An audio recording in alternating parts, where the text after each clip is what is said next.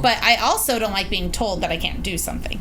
That's the biggest motivation right there. So it's like motivation, kind of half jerky. Like, he could have probably packaged it up better, but I really didn't know. Yeah. So what I did is I went and got a job at an agency, because I had never worked in an agency. Yeah. So just because I had success and sales roles with social didn't mean I knew how to run an agency. So I went and worked at an agency. At the time, I bought the URL, Lillian James Creative. I kept nurturing my personal LinkedIn, knowing I would know when the right time was. And eventually Nike came to me and they said, we want you to work on this. We heard you want to start a business. How about you do this? Long story short, it never turned into anything. It was like 6 months of red tape, right? Because they didn't end up even taking it digital. That's how big companies work. But it was the platform to make that jump. I'm Andre, and this is the Speak Your Life podcast, where we talk about everything as it relates to education, careers, values, mentors, and anything to do with purpose. We do this one impactful conversation at a time, whether it's solo dolo with yours truly or our amazing guests to share stories, industry insights, encouraging words, and calls to action that can help you get closer to your why. Become a part of the Speak Your Life community by subscribing today to the podcast and following us on Twitter, Facebook, and Instagram at Speak Your LYFE, because life without your why is meaningless.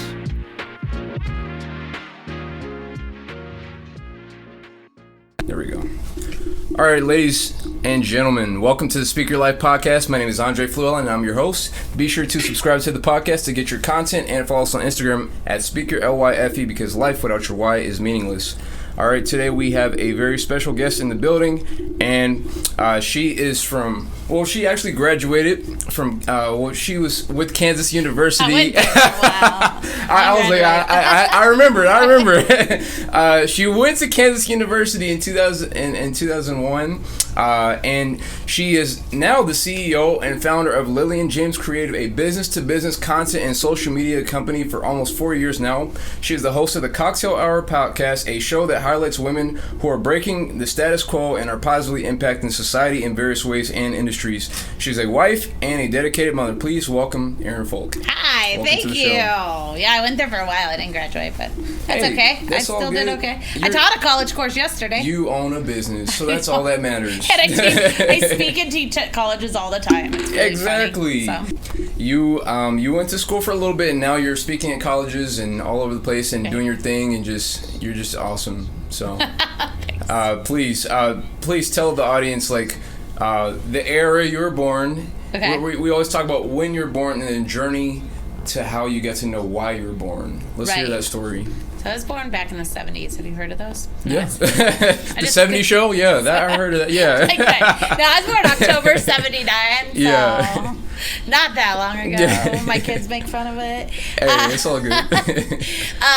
So I was born in Colorado. Yeah. And at the time, my parents were entrepreneurs, but I didn't know that. We just owned a clothing store. Yeah. And Colorado economy crashed much faster than the rest of the economy. Mm-hmm. And so we ended up in Kansas City living in my grandmother's basement. Yeah. Right? And then I think that just led to quite a few moves. I went to something like, gosh, I don't even know, 8 to 12 schools growing up. It was a lot. And so I remember back... It's so funny. I remember actually going and buying, at one of my schools, I would go buy Jelly Rancher sticks. They used to have sticks. Oh, wow. And I would go buy them and I would sell them at school. She was a hustler, yo. I was.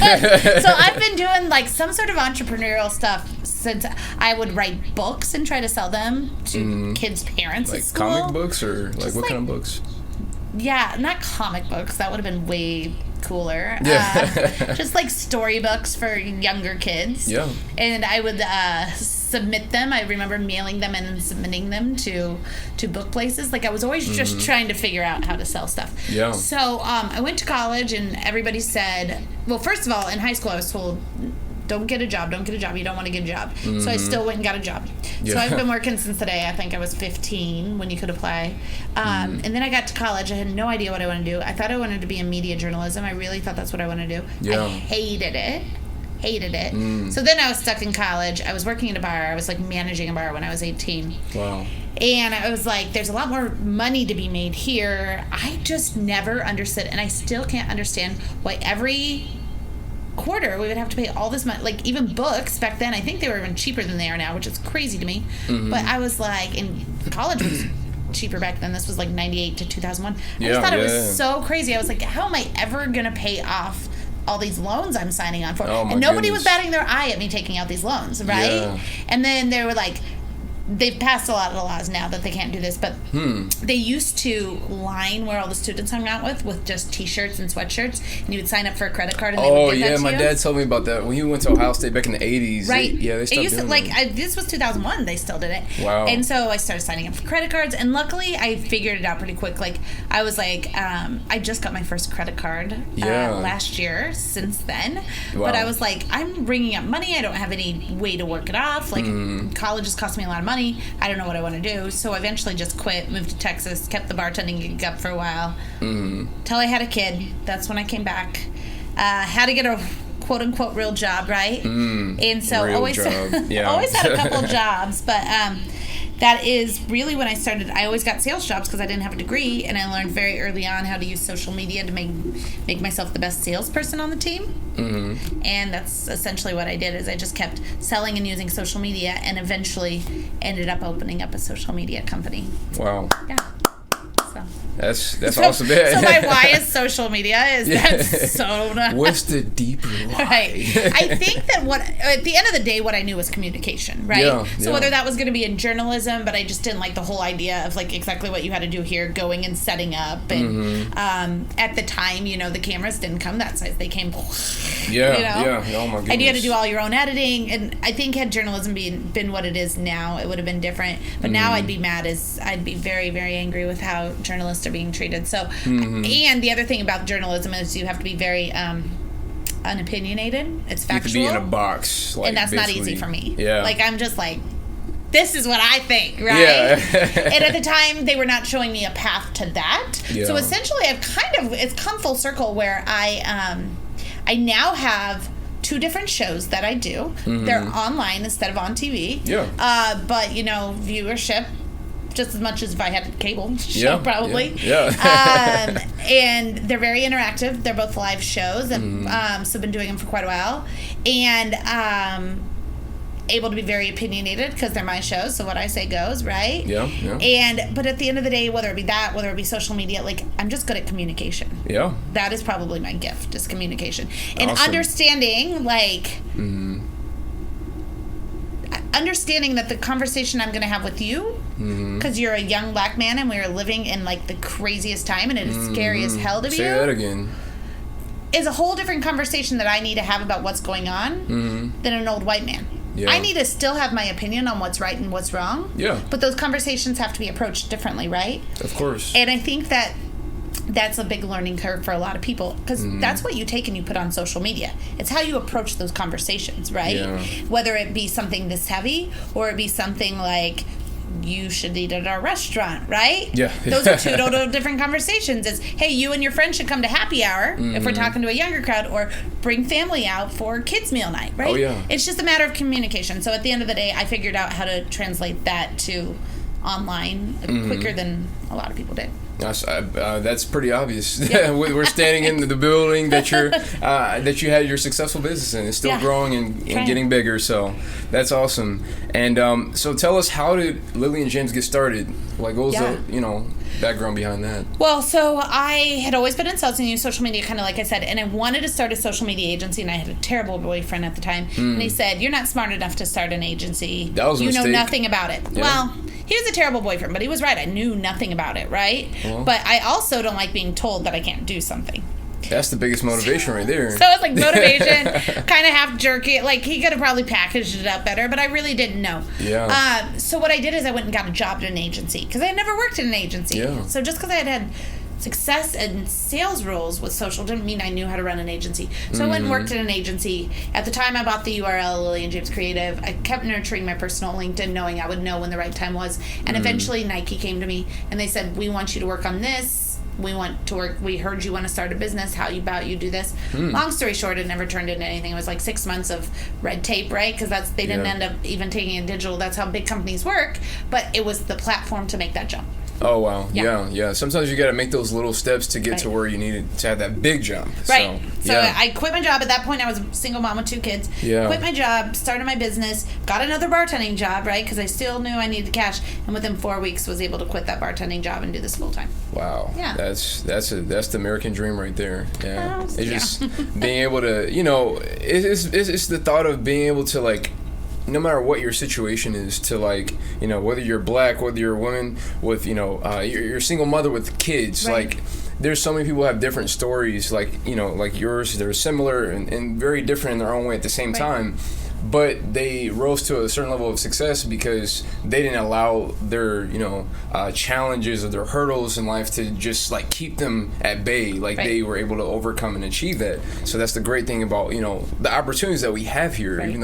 This country does have a lot to work on, socially and everything like that. But as far as, like, opportunities business-wise, like, it's a great place. It's got a lot of work on it, and it's not perfect, but I saw yesterday there is a country in Asia, I'm trying to remember, I think it was the Philippines, and literally in the Philippines, if you were to go protest, you could be under, let me say this right, legally they could put you under a death warrant, right? Not it's accidental, not a rogue, or you just happen to be caught in the crowd. But, like, you could go to jail and get the death penalty for protesting. And so I think that puts some things in perspective. Like, at least we're still living in a country where if we have enough people rise up, we can make a difference. Right? And that's why we need white people. we need the white people. We need to all do it together. Is what needs to happen.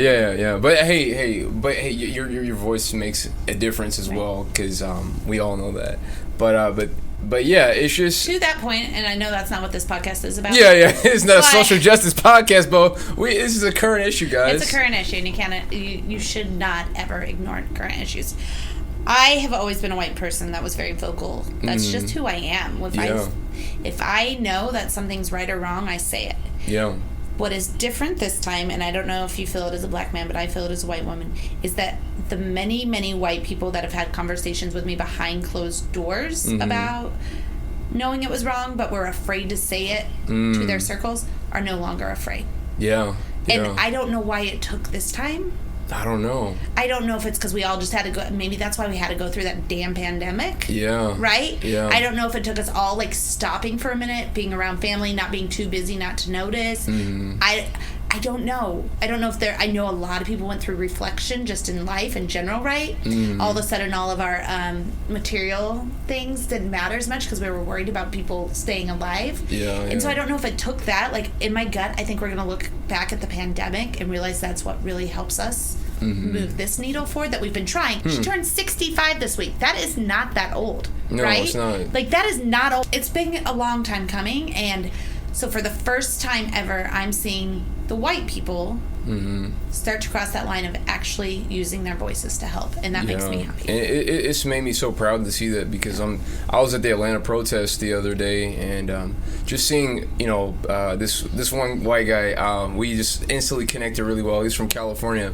He had this sign that said, "Black culture raised me," and I was like, wow, that's like one of the best signs that I've seen all day long. Yeah, and I'm just like, people, because there's a lot of appropriating going on and taking advantage of our culture, exploiting it. But it's just cool to see people, like, who appreciate it and are speaking out and are not just, like, saying, oh, to their circles, hey, this is the wrong thing, but I don't know, people on social media might unfollow me. At the end of the day, we have to look back. This is going to be in the history books, guys. 100%. And you all of 2020.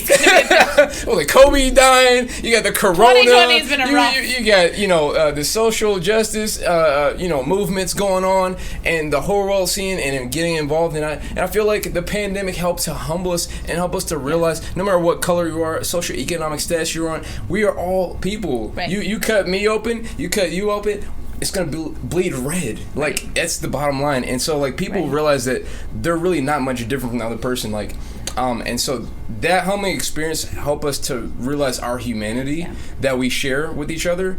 And so, I don't care who you are. Like this is, we know what's right and what's wrong. Right. And so I'm just so thankful for all the people, like, you and other people I've seen during the protests that have been speaking out, because it means a lot to us as black people, because we feel like, it's just like when you're speaking out and you've been told for so long that, oh, you're just trying to use the race car, or you're just being ignored, it hurts. That hurts a lot, because, you know, it's already hurting to have pain, but to be ignored is even more hurtful too. Yeah, no, I can't even imagine, honestly, to tell you the truth, I can't. Yeah, but anyways, guys. What I do know is that I have gone through trauma as a child, not the same trauma, different trauma. Yeah. And what I realized during the pandemic, I have a couple good guy friends that have been through a lot of trauma growing up as well, both white, but lots of different types of trauma. Yeah. One grew up in Congo, and him and his dad were actually kidnapped in Congo, like major trauma, right? Wow. The other grew up in a very, very like poor, abusive household where the lights were never on. What I know is the three of us thrived during the pandemic. And we got together and we're like, what is going on that all of our other friends that are usually really great entrepreneurs are not thriving? And we realized that sometimes going through that trauma, you see later how it actually really helps you accomplish the things you wanted, right? Yeah. So, like, for us, being told to stay home was not the most traumatic thing that ever happened to us. Yeah. Like, okay, with my house, with my lights, and my my AC, and my cable, okay, I'll work from here. Social media, Instagram, yep. And, like, to us, it was like, all right, cool. Just all we got to figure out is how we run our businesses from home. Yeah. Our other friends who had pretty cush lives, like, we all go through something. That was the worst thing ever. Now they can't travel. Now they can't.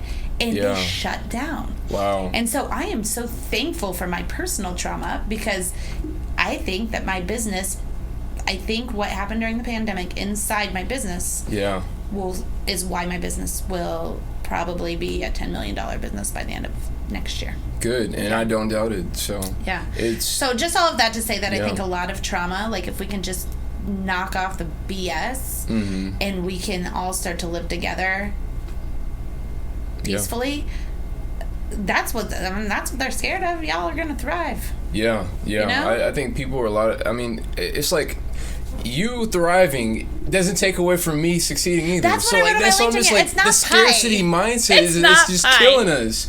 We gotta have the abundance mindset. Like, you know, I'm part of this group called the Black Wall Street group, and we're creating a new podcast just to like really help a lot of black people, because a lot of them are, you know, just trying to learn and they're struggling financially. So we want to learn and use our tools and our resources to do that. But anyways, we talk about how a couple of guys in the group, like their accounts went up to like from like $1,000 to $18,000, and I'm just like me seeing him, I'm so happy for him. Like, I don't even have to like, yo man, like I don't have to be jealous, because like I know that I'm gonna prosper, and then they'll congratulate me. Right. So it's like a full circle, because like we had those ones where like, I don't know why we had that scarcity mindset, but I'm happy for him. I'm happy for you and your business, and you're going to have the $10 million business. I don't know why anyone has scarcity mindset. Didn't you just see all that money they just made up during the pandemic? Exactly. They just made up money. Printing money all day long. Like we got money for days, y'all. We can just keep making money. I don't know what the problem is. And we got Bitcoin too, so. But yeah, it's just like we gotta have this abundance mindset, because that's where we're like, all right, cool. Well, you know, you did something great, awesome. Like, let's clap it up for you, Aaron. Right. And then next time it will be me, and then, you know, I'll have my time to celebrate. We all have our different times. Everybody has a different time. Like you mentioned, you know, maybe you didn't finish college, and people in your circle did, and that's okay, because they had their moment. But now you have your moment. Right. And so everybody has their moments at different times, and that's okay, and we're all different. I agree. But yeah, so I know we get off into a whole thing right there, but you know, I felt good about that. But but anyways, like when it comes to, you know, here as the, you know, being the leader and the CEO of this company, what are some of your favorite, you know, things? What would you say would be like one of the favorite things you love about this company, and what do you feel like is one of the biggest challenges that you face? So my biggest challenge has been leadership overall. So out of all transparency, your cousin works here. Yeah, right? Yeah. Shout to Izzy. Part of me acquiring his company to come over here is because he's very good at leadership. He's very good at the people part. Yeah. I was a single mom and so independent for so long. I worked so hard that it was very hard for me to understand why everybody didn't work like that for a very long time. Yeah. The other thing that I've realized is that it was very, like, if anybody did something that... just did something that wasn't favorable towards me, not even to me, just wasn't favorable for the company, for me. I always felt like it was to me. Oh, okay. And I think that's just some of that past trauma, right? Like, I took everything so leadership was my biggest challenge, and it's something I continue every single day to work on. I would say we've come a long, long way. But it's probably the most important thing of having a business. So I should have worked on it 4 years ago when I started. But we've come a long way. Hey, my favorite part is that I've always had really crazy, creative, awesome ideas, or what I think are awesome ideas. Yeah. But I am not versed in like Adobe and videography and stuff like that, right? And now I've grown my team to where I have learned to communicate with them so well that I can come up with these big crazy ideas, and then they just make them happen. Yeah. And they make them happen 10 times the idea that I had, right? Because we've grown such a great culture where we all kind of see the vision. Yeah. And so that's my favorite part, is that we all really have vision of what this company looks like. It's not just my vision, it's everybody here's vision. Yeah. And on top of the the leadership part that you talked about, how do you, I would say, what are some of the challenges that you face as a female leader? Because that's a whole different category too, because in this day and age where we have a lot more women leaders, CEOs and stuff like that, what are some things that you faced specifically as a female leader? Well, that's probably the biggest part, is I refused at the beginning of this to think I had to be any different than a man to be a leader, right?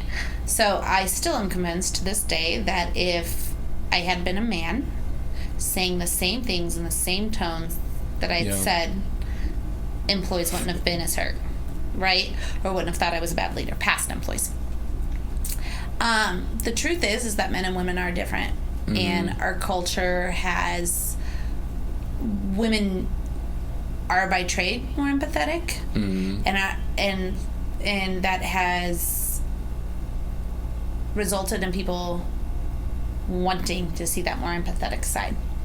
So when you're not a woman, when you're the minority of women that aren't as empathetic, it's hard to realize that's something you need to work on. And so for me, that was probably my biggest challenge, because it absolutely is tougher for me to lead women, in particular, because every single woman that I've had a tough time leading had come from a male boss and talked about how mean he was. So I know damn well I was a lot nicer than their past male bosses, but I wasn't super nice, probably. And so it took me a really long time to figure out that just because that's not the way it should be doesn't mean that's not the way it is. And so I've really worked on, probably the biggest thing I've worked on when it comes to that is listening to understand what they are saying. I can't always change who I am at my root, but listening to what they're listening to understand, so that we can talk through any challenges that they may have with me. And also the other thing is, I just tell them up front, sometimes it's not going to feel like rainbows and unicorns. Exactly. That's not who I am at my core, but let's chat through it, right? Because if that's what you need, I'll get you with a leader like your cousin. He, for the most part, leads most of our team, so there's kind of a barrier in between, so they don't have to deal with that. Now he has to deal with it, and he's fine with it. We knew each other for a long time. He's like your shield. He already had to deal with it, but it's something I'm definitely working on. I put somebody in that spot. I mean, I think that's the best thing, is you hire people things you're not good at. And that's, delegation is such an amazing thing, like, because people have to realize, like, everybody has like something that, like, it's okay to be good at something, but why not get somebody else who's great at something, and like you can still thrive, like you can still. And I think sometimes people get so caught up, and I know I have made that mistake too. I think people think that with like money and that kind of stuff, but sometimes it's hard to think about that as your own, maybe just your own personality. It is, and I think sometimes we're like, especially like type A personalities, we're both like that. But like I've had to deal with that when I led organizations at my school and stuff like that back in university, and I had some friends that would take me to the side and, hey man, we got you, trust us. I'm like, okay, my bad. Like sometimes I get out of line. Y'all need to check me. Right. So hey, and that's what. like real leaders do, like, you know, in a good like executive circle, a good round table, so to speak, we'll check you. Like sometimes, even if it can hurt your ego, but I'm glad that my friends check me. Right. Who are my vice presidents and whoever like that, because it helped me to like come back to, you know, earth and just be like, wait a minute, okay, they are great at that. Right. I'm just okay at it, you know, I'm just good, you know, but they're great at it. So like, let me delegate that real quick. So it's okay. Delegation's a beautiful thing. Working on it. And so, you know, there's many aspects and pieces to the business that you're in. You know, there's content creation, podcasts, web design, etc. What would you find is your personal favorite, like, you know, out of all those things? Yeah, so we switched our business. It happened in March. It was supposed to already happen in March, but COVID just sped it up a little bit to where we're kind of like an Amazon of marketing, so people can just get in there and order what they want. Where I really excel is I run our Facebook group where we give people ideas of what they should be doing with their content, and then they order content from us, right? Like they just order the deliverables from us. But I really like that kind of stuff, like giving ideas, doing strategy with people on my live shows and stuff like that. So probably that. Yeah. I remember like it was a live LinkedIn. I remember seeing something with a former basketball player. Is it Kareem something? Kareem Rush. Yes. Yeah. So you guys have some cool shows and pretty cool guests too. So I like that. And so, how do you navigate the art of flexibility? Just, you know, in this space that you're in. Like flexibility with what? Flexibility just as a leader, flexibility with dealing with situations like COVID. Like, how do you deal with how do you manage the art of flexibility? Art. I didn't hear that word. Okay. I think that we're just very transparent. So when COVID happened, I was just like, I can't guarantee everybody their jobs, but what I'm going to do is I'm going to try to figure out everything to guarantee you your job. So I'm not going to tell you that 100% I can guarantee everybody's jobs. I didn't know that. I didn't know if every single one of our clients was going to quit. But what I'm going to do is I'm going to do my best. So my best is call all the clients and find out how they're doing, right? One, just call them. Yeah. They're your client. Check in on them. It kind of sucks right now. Two, help me forecast. Then when we got the PPP loan, we did get the first round of the PPP loan. I didn't let my employees know we were applying for it. Because those are details they just didn't want. It was a nightmare. I guarantee they didn't want them. But when we got it, I said, listen, I still can't guarantee your job. Yes. But I can for 8 weeks. Right? So we haven't had any clients quit still to this day. Nice. And we got the PPP loan, so... But I was very transparent. Like, we got the PPP loan, so for 8 weeks, everybody's good. Yeah. Now, here's the deal. You're good as long as you do your job, right? Amen. So, I understand that right now it sucks. I understand that some of you guys are having kids stuff. I understand all this. So, what I need is I need you to talk to me if you're going to work at night. I need you to talk to me if you're a couple days behind on your due dates, right? So, as long as you're doing that and you're communicating with me, you're good on your job. Yeah. For the next 8 weeks. And I haven't had to lay anyone off or defer anybody. Yeah. We've actually hired 3 people. Oh, wow. So you guys are doing it's good. It's been going really well. But I think it was just, at the end of the day, it's just transparency. Yeah. Everyone else said, don't tell your employees you got the PPP loan. And I'm like, what? Listen, if I was an employee and I didn't know where my job stood right now. Yeah. And that's how my family ate. 8 weeks is going to give me a lot more reassurance. Yeah. So I didn't say you have your job till December. I said you have it for 8 weeks, right? Great. Hopefully we'll be out of COVID in 8 weeks. We were.